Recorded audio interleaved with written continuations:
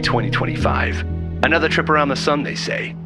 Well, I sure could use some of that sunshine about now. The city was an iceberg, and I was at the tip of it. And let's just say this was the kind of ice you don't want to be skating on. Ask around and anyone will tell you I'm the sort of PI that gets results. 25 cases and a pile of bodies so high you could shake hands with Icarus. Sure, my methods might not be orthodox, but like a good scotch on a bad night, they always go down neat. But this case, this was different. Swap the shootouts and cigars for popcorn and loud talkers. This was the business of moving pictures, see? And like any business, there's a ladder to climb. The job was simple. Find the best of the bunch, the #1 best movie of the year. But see, if I'd learned anything from this city, it's that some threads ain't worth the yarn they're knit on. Well, honey, I got all night and a needle.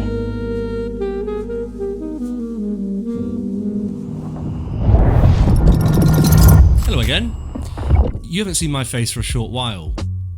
Christmas and the holiday period was a thing, but that has meant that this video is very late. This year I'm going to do things a little bit differently though, because I've sort of fallen out of love with ranking and rating films in the way that the online community sort of demands we rank and rate films. So I've been not giving star ratings on Letterboxd for the better part of a year now. It's been great, and it's sort of taken off the pressure of comparing films, like directly putting films in order. So I find that a bit icky nowadays. So this year I'm not putting 10 films in order and numerically rating them better than the other ones.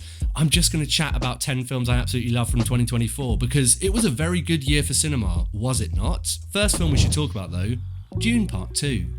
That was good, wasn't it? Dune Part 1, absolutely loved. Lots of things sort of dangled and teased up in the air to be picked up on in Dune Part 2, which Denis Villeneuve did very successfully. I thought this was just bigger and better than the first, and the story was just super absorbing. And look, I don't think films and cinema, it needs to be spectacle all the time. I think that's sort of like one of those frustrating misconceptions about cinema. A lot of people will say cinema is about escaping to these big grand places. It doesn't always have to be, but when it does, you know, do it like Dune Part 2.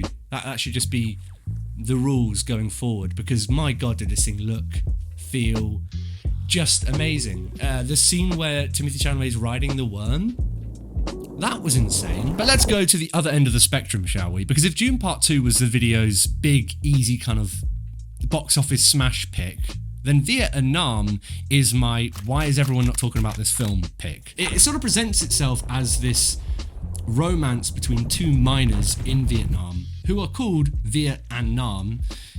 There's that.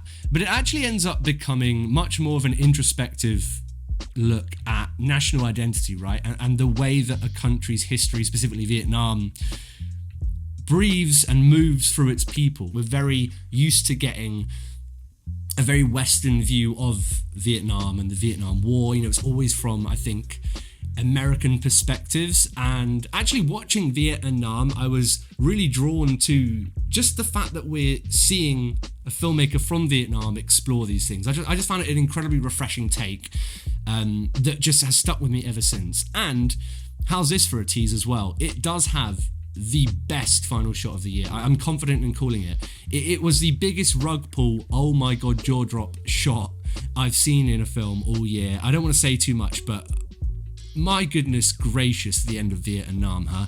What a film. Definitely seek it out if you haven't seen it. And if you have seen it, watch it again. Just don't stop watching this film. It's really, really gorgeous. Huh. Could have sworn I heard something. Probably just old lady Shaw from across the hall. Sweet dame, sure, but couldn't find a prayer in the Bible. I'll take a rain check on that chin wag for tonight, sweetie. I got bigger fish to fry here, and I'm looking damn near out of oil. Remember when Luca Guadagnino directed 2 stone cold bangers in the same year? I do. One of those was Challengers. I can't think of another single film that had such what I can only describe as feral energy, right? There's this pulsating, erotic vibe to this tennis film, which I think none of us were really expecting, and all of us were just kind of wowed by. I've sat in this very position and talked at length on the channel already about my love for Challengers and what Luca Guadagnino and Soyunbu Mukdaprom have done together with that film. I think they're two directors and cinematographers respectively who are working at the top of their game. Obviously Zendaya's great, obviously Josh O'Connor's great, as he has been in many things this year. Mike Face, I mean the triangle, just everything about it is just stupidly juicy, but I just keep coming back to the fact that it is one of the best shot films and edited films and one of the most fluid kind of pieces of film I've seen for a long while. I just loved it. We've seen tennis films before, but this is just an entirely different level of charged. I was completely enthralled by the entire thing. Made me want to go and hit some balls around. Here's a film that surprised me, A Different Man. I think it was potentially some of the most fun I've had in the cinema all year. I watched it kind of in between film festival watches, which is that kind of weird thing where your head's in a certain space with film and then you go and watch something that's so silly and over the top and it's just this kind of breath of fresh air, I think. And that's exactly what A Different Man was for me. I loved the whole kind of farcical nature of it. I wasn't expecting it to be as much of a farce as it is. Honestly, Adam Pearson delivers one of the best performances of the year for me, just in terms of this kind of charming comedy to it. It's so silly and he's clearly having so much fun with it. I loved it, but I also think Sebastian Stan was the best I've seen him. So that's always a positive. I just think it was nuts. It was a truly nuts film, and I'm always there for nuts films from filmmakers that aren't afraid to just do the nuts stuff they need to do, right? Like, it's just so singular in the cinematic landscape this year for me. I don't think there's really anything else like A Different Man. Someone was there, lurking in the shadows. Best keep hush if I wanted to see the sunrise, huh? What's this? A note? Someone really didn't want me getting to the bottom of this one. Looks like an address? If I'd learned anything from the old Ma, it was to always follow the clues, even if it felt like the last thing you should do. She was drunk, and we didn't see much of her. I grabbed a coat and scarf. Like I said, streets are icy enough to make a penguin tango. The address was nearby, some street I'd never heard of.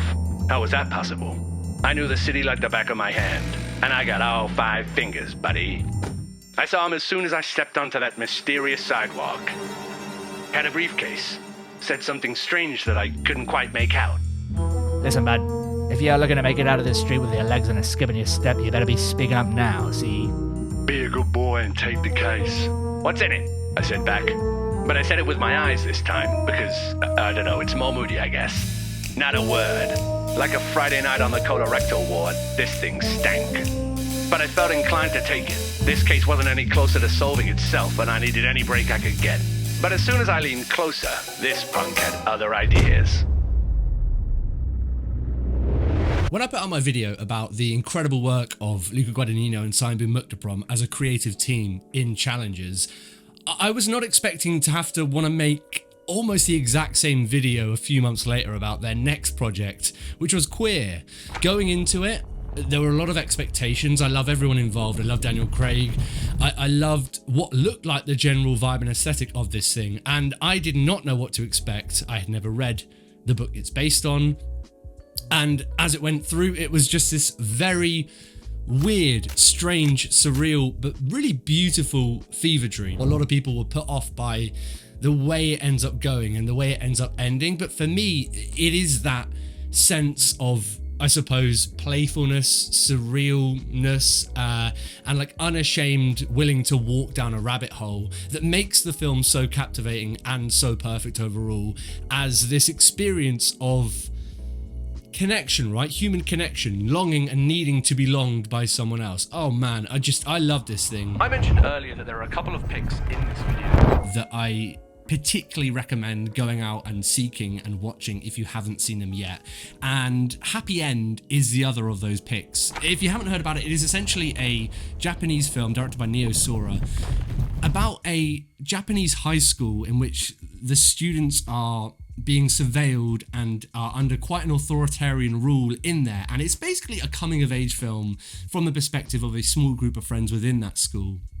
But it ends up evolving into its own really different thing that is kind of simultaneously very familiar for the coming of age genre, but also, you know, unique and different in its perspective and its take. And I was just completely wrapped up in it right from the get-go. I just think it's got this real, genuine nature to it that doesn't feel like it's got lots of bells and whistles about it. It just feels like it is what it is, and I'm always very drawn to films like that, especially within the coming of age sphere and world. So Happy End by Neo Sora. If you have not seen it, please do try and check it out. It's really Looks like an address.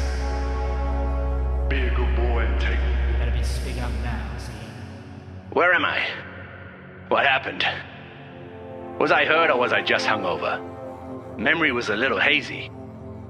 Had I dreamt about meeting this man? No, note was still in my pocket.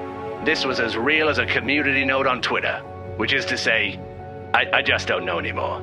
But I felt like it was real, and that's all that matters in this lousy business. I stumbled my way through to the living room. And there it was. The briefcase. It was real. But what was in it? I had an itch it might be nasty, but unlucky for this itch, I hadn't cut my nails in a week. And it ain't gonna scratch itself. If I'd learned anything else from my drunk bum of a ma, it was to always open a mysterious briefcase you'd been handed from a stranger on the street. I opened the case. My God. Hello again, me with a spoon. Here's another film that I loved this year that I haven't been able to stop talking about. La Chimera, Alicia Rohrwacher's film starring Josh O'Connor about a grave digger who is searching for someone that he's lost, right? That's all I'll say. My God, this film came at a perfect time for me in the year. I've spoken about that on the channel before, but it hooked its claws into me and I was completely swept up by just how kind of magical the drama is here and how surreal and singular Alicia Rohrwacher's directorial vision is. Just sort of takes you to all these peculiar, strange places, and it gets really playful with form and the way it's specifically telling this film that I couldn't not get immediately very obsessed with it. I find it incredibly moving, incredibly emotional, very charming, very funny. I wasn't like fully on the Josh O'Connor train, I think, until 2024, when obviously we had Challenges and La Chimera. I'm confidently on the Josh O'Connor train now. So There's something else. I opened the case. My God. My God. The case was empty. Nada. I'd been taken for a mug, and I never was much of a coffee man. I couldn't make sense of it. Why go through all of this just to give me nothing? I grabbed a bottle of the good stuff, poured a stiff one out, and mulled it over in a moody way so that enough time could pass to make this whole thing feel structurally a bit more fleshed out. What started out as a simple case of finding the best film of the year had become a slightly weirder case of still finding the best film of the year. I decided it was time to pay our old pal Mr. Streetlamp a visit. He was nowhere to be seen. There wasn't a casino nearby as far as I could tell, but I sure was feeling like a busted flush. But then I saw it, on the floor. A tiny piece of paper? Any other time of the year I'd get on my merry way, but this one felt like a clue. The streets were a mess, sure, but this felt too convenient. Looked like a piece of something bigger. I took it back to the apartment. What were you? Where did you come from? okay, this one I think remains my favourite festival film watching experience I've ever had, right? It was The Brutalist, and we saw it at Venice Film Festival. It was the world premiere, and there was this insane buzz about the film before we saw it that is kind of hard to describe because it sounds so hyperbolic. And I guess it is hyperbolic to even talk about it. But I don't know, that none of us really knew what we were going to watch. I didn't know anything about this film before I saw it, but there were kind of tricklings through the week building up to it and the day from people in the industry that were at the festival and that had already seen it in various different forms that this was probably going to be the film to watch. So as we kind of ramped up to watching the film, there was a genuine buzz, like we might actually be about to watch something insane. And it screened there in 70mm, and it was insane. It was absolutely insane. Watching the opening like 5-10 minutes was crazy. I mean, there was this like buzz and the score is building and you don't really know where you are, and oh man, and then it gets to the title sequence and you've got, I'm going to say it, probably the best sort of font graphic design typeface I've seen in a film for a long, long time. It all just sets up. It's like the quickest succession of the best building blocks in a film you could possibly throw at me. And then I'm happy already, and I've got, 3 hours and 20 minutes to go. Oh man, and it did not let up. What a watch. Phone call. I didn't get much of these. You go snooping around enough cracks and people start turning their noses up, if you know what I mean. So I'd learn to be wary of a call. Still, I answered, and I didn't much like what I heard. Stop rummaging around. The briefcase was supposed to be a decoy to keep you busy, but you went back, and now you need to stop. Like a thief in a mortuary, I was taken aback. None of this made any sense. The briefcase was a red herring? I don't buy it. Why go through all of that just to distract me? And distract me from what? Who was the voice at the end of the line? What about my ripped piece of paper? I didn't know it at the time, but I was getting closer than I thought. A while passed without much progress. Days became weeks, weeks became months, and Donald Trump became president. The stuff of nightmares. Except the ones I was having only made me more sure I was on the right track. I kept thinking about our meeting on the street. Whole thing fell off.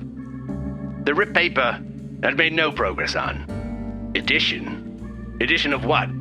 Then it hit me like a jolt of lightning. I don't know why exactly. Let's call it a hunch. The ripped corner. I flipped it. Scene. And a numbered list? I'd been a fool. This wasn't just some random piece of paper. This was the corner of a DVD cover. Edition was, I don't know, special edition? Collector's edition? Scene? Selection. I was being led to a film, sure. The film. My God, it must be the best film of 2024. Suddenly, my case didn't look so unsolvable. I was scraping the barrel, sure, but like I said, I don't cut my nails. Noir is another film of 2024 that is on a lot of people's best of the year list, and it is on my list too. So, Sean Baker doesn't seem to miss. I really love his approach to characters, and not just characters, but the way that specific characters move through worlds. It is always just so fascinating and unique to me in his films because it has such a kind of genuine kinetic nature. He has such a great ability as a writer and as an editor and a director, of course, at just kind of throwing characters through situations and narratives that might be frenetic and wild and, out of the ordinary, but feel very grounded and relatable and authentic. But I wasn't expecting this to be as fun and kind of extreme and over the top and heightened as it was. And I think it worked really, really well for the film and ends up really helping it as it goes into its final stretch, which ended up being a really poignant and moving ending from a Sean Baker film. He has a very good way, I think, of creating films that leave you with a very lasting impact. I mean, we got to take a moment to talk about the fact that there's a Take That song in this. I just did not expect it. So, as a Brit, that was kind of weird. It's kind of very well. There's like interviews with Mikey Madison explaining that she's just discovered Take That and met Gary Barlow, which is like we're in an alternate parallel universe kind of thing. It's kind of one of those films that has a bit of everything, I think. And I think that's potentially why it's had such good traction and why a lot of people have, rightfully so, become so absorbed in it and become so enamored by it. I think it's fantastic. I cannot wait to watch it again. Definitely no signs of slowing down on the Sean Baker train. Does the man have breaks? I don't think he does. If I was going to uncover the identity of this DVD, I needed to think differently. Look for clues in spots I hadn't considered. Those dreams helped. Everything that mysterious man had said to me felt even more like a clue now. Be a good boy. That was a weird thing to say, right? And then I remembered it. Something else he'd said to me that I guess my brain had conveniently pushed out until now. It's not an empty briefcase. I'd brushed it off at the time because, what a weirdo, huh? But now, maybe he was actually telling me it's not an empty briefcase? Not empty. Sweet Mother Mary. It wasn't empty. Underneath the lining of the case was a DVD, and would you believe it? Missing a corner. If these pieces matched, I'd just crack this case wide open. If these pieces matched, I'd just discovered the true best movie of the year. 2003's family sci-fi comedy, Good Boy. My head was spinning. How could this be? Not just that it didn't make sense that the year's best film would arrive to me on a DVD from a mysterious shadowed figure on a street, but more importantly, this film was from 2003, featuring some dogs and Molly Shannon. I had to watch it. Maybe seeing this thing could finally clear the case up, because right now I was stuck in the mud. And if I know anything about mud, it's that it's very muddy, and it gets mud on you. Pieces were starting to click like actors at a West Side Story audition. Who was the mysterious man from the street? Well, buckle up. That wasn't a man after all. It was Molly Shannon herself. She admitted as much during an appearance on Late Night with Seth Meyers. Of course, Shannon Avenue. It was right there the whole time. I thought this revelation would put me at ease more, but I couldn't shake two thoughts. One, that was very clearly a man that gave me the briefcase. And two, why? All I could think of was that she wanted to vindicate the film's name all these years later, and needed to put it in the right PI's hands. She also confirmed this in another late-night talk show appearance with Stephen Colbert. Anyway, I decided to watch the DVD.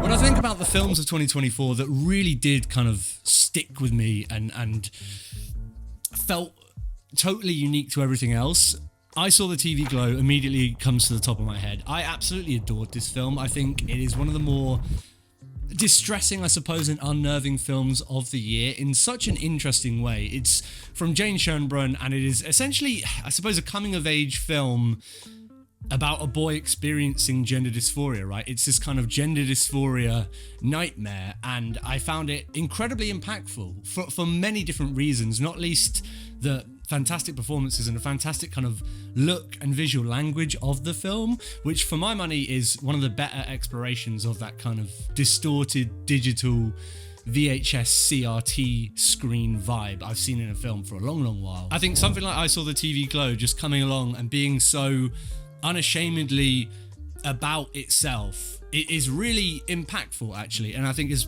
definitely one of the main reasons why it did stick with me throughout the entire year, even though I've seen it once. I've never been particularly in on the kind of Justice Smith train as a performer before I Saw the TV Glow, but I did find his work in this film to be particularly unsettling and like really, really unnerving, particularly as you go through the latter act of the thing. But it also does get bonus points for having a Phoebe Bridgers Sloppy Jane cameo, like just a full music sequence in there. I mean, that just feels like you're not playing fair, Jane, right?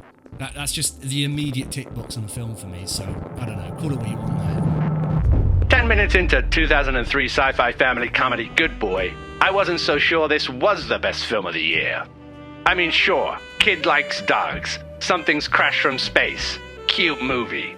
But I couldn't shake the thought that this was just a kid's movie from 2003 with a fun bit of wordplay as its title. What did this have to do with 2024? Let alone beating any other film from the year to the top of the list. Like Martha Stewart's Stock Trade Investigators in 2002, I felt lied to. But then, something happened. 15 minutes in, the boy could understand the dogs, and the dogs were talking. It all clicked. Cinema. I'd heard tales of films like this. The kind so beautiful, so life-affirming you feel that very brief moment like the only person on Earth. This boy could understand dogs, and they talked to him. And the dogs came from a planet where dogs walk humans. Genius. But any good film needs drama. And this drama was special. See, the boy could understand the dogs, but no one else could? Which made him an outsider in his own world. I thought about all the times I'd felt on the outside looking in. Every Christmas outside my ex-wife's house. When the boys at school used to push me down, kick me in the playground and call me Crisp Pants because of the time I put crisps in my pants. In Goop Boy, his new dog friends dealt with the cool kids. And I know they were the cool kids because they were dressed in gold chains and oversized t-shirts. Unlike Liam Aiken, who was dressed like a 30-year-old man who knew what taxes were. I felt seen. The weight of the city. The cases, the bodies, the deception, and the broads. It all floated away. I was at peace. And this peace looked like Liam Aiken talking to his dog. But he could understand him. I could understand him. I could understand everything. I knew immediately that what I just witnessed was too powerful for the world to know about. It wasn't my usual forte, but for the greater good, I needed to destroy the evidence. The world discovering the true beauty of cinema, a film this good, it could destabilize the very foundation of the creative mind. For if no other film could or will be any better, then cinema ceases to be. The drive for excellence ceases to be. I knew it needed to be done. Liam Aiken's smiling face lit up quicker than Mark Meadows' garden bin on a cold December evening. Sorry, kid. You deserve better than this. But the city wouldn't bat an eyelid. What they didn't know couldn't harm them after all. I felt clean. The sun was rising. The wind hit my brow like it only does at the end of a good movie. So here I was, at the edge of the city, the only person second to Molly Shannon who knew the true power of 2003's Good Boy. I'd cracked this case, but at what cost? How could I go back to any other moving pictures? You could throw whatever you want on that silver screen, but you'll never have Liam Aiken talking to dogs again. But maybe there was comfort in knowing we peaked 22 years ago, and all we needed to do now was enjoy the ride. So yeah, that was the end of it all. The end of not knowing. The end of Good Boy, the real best movie of every year. I can hear that sound, but I can't help thinking, and I won't look now.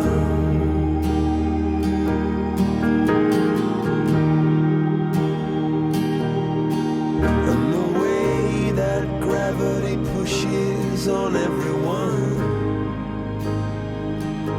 on everyone. Hello again. You haven't seen my face for a short while.